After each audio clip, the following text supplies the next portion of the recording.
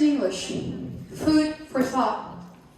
It means something that needs a serious consideration. Treats information like food that needs to be digested. We all know the worst case scenario when our body can't digest, right? That undigested food hardens and remains in the stomach, ruins the great harmony of the organs, and every part of the body screams in pain. How miserable. But wonder if the same thing happens to our brains when it can't digest what it is being exposed to and takes everything in without a bit of questioning. First of all, we all know that media is, Yes, the same thing happens to our brains, and yeah, if we don't care about what our brains have been exposed to, we put it in danger. And that's why what we are being exposed to matters. In this day and age, media is one of the most essential, one of the most powerful things that we all are being exposed to. Daily time spent with the media globally is 8 hours. The media is able to handily keep us posted on what is going on across the globe, get messages across, and give insights. However, the way it does that change. Sometimes it is through a movie or series that we binge watch. Sometimes it is through the journalists and their reporting. Sometimes it is even through one of those late-night talk shows. These messages certainly shape and impact the way we think. We view the world, we think of a certain group or an ideology. And with that being said, the way the media gets the message across and the language it uses, the picture it draws matter. And well, we have a problem here, because the media fails to draw the picture accurately. And especially when it comes to Muslims and news related to Muslims. I hear you say, what a coincidence. Yeah, I agree, what a coincidence. The media is biased against Muslims. Since 9/11 attacks, the media has been bombarding consumers with anti-Muslim images through its channels. The picture of a Muslim that the media draws is obvious. Muslims are terrorists, aggressive, violent, unmerciful, ignorant, sex-obsessed, and ready to kill any time. Muslim women are uneducated, under the control of a man, being oppressed by the religion, being beaten by their husbands every 2 seconds, and they are ready to take their hijabs off, which they are forced to wear at any time.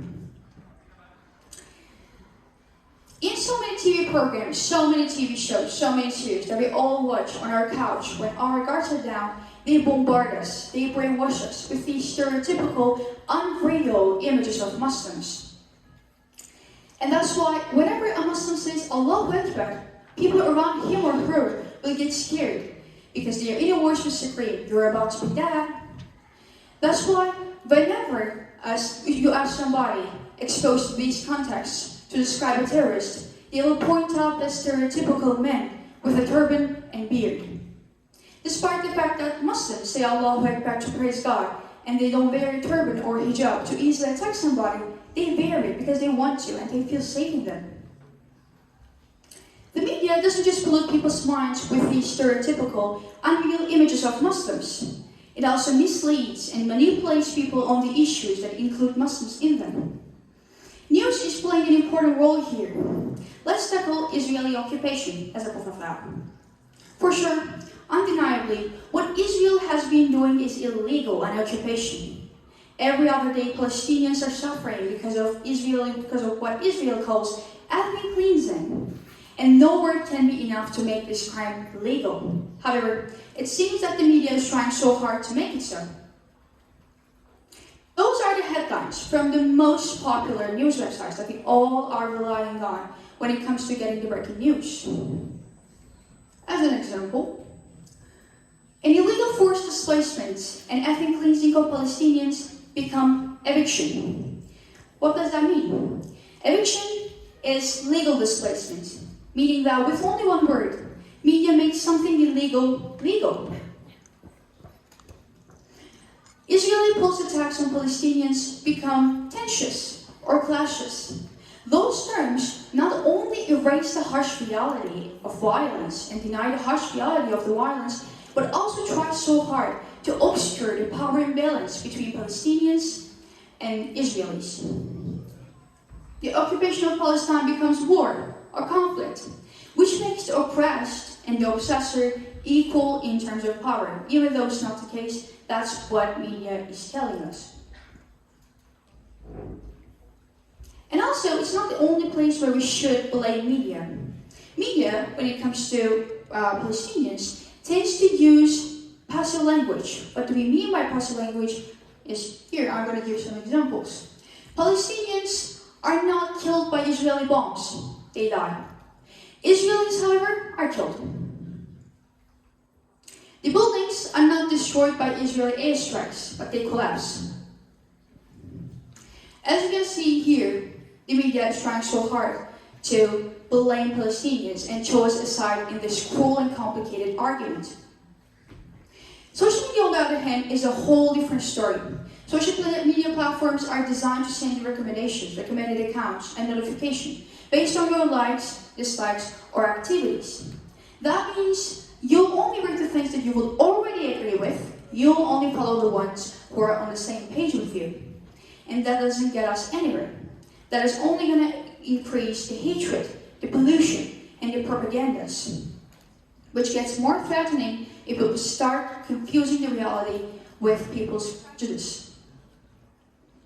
First of all, I would like to say that the media, I talked about media, and media is not just biased against Muslims. Unfortunately, it also fails to set its prejudice aside when it comes to racism. I feel the urge to remind you of something.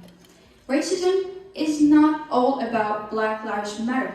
Of course, Black Lives Matter is an ongoing issue, an important part of it. I'm not denying that. No one can deny that. However, that doesn't change the fact that discriminating any type of race will fall into racism category. And in that matter, what Israel has been doing is also a type of racism. Because in Israel's belief system, being a Jew is not something that you choose. It's something that you are born with. And that makes them superior to others, Palestinians.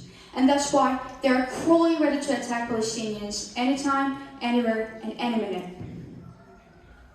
And you know what? We are what we consume. Among us, there are going to be teachers who will teach the kids the values and how to view the world. There are going to be lawyers who will dedicate everything for justice. There are going to be politicians who will probably have control over the media. And we need to know that an argument cannot have only one side, and we need to try to see the other. We have so many hatred already in this world. In this day and age, what we need the most is justice, respect, and peace. And now, let's bury the hatchet and start all over again. Allahu Akbar. Thank you.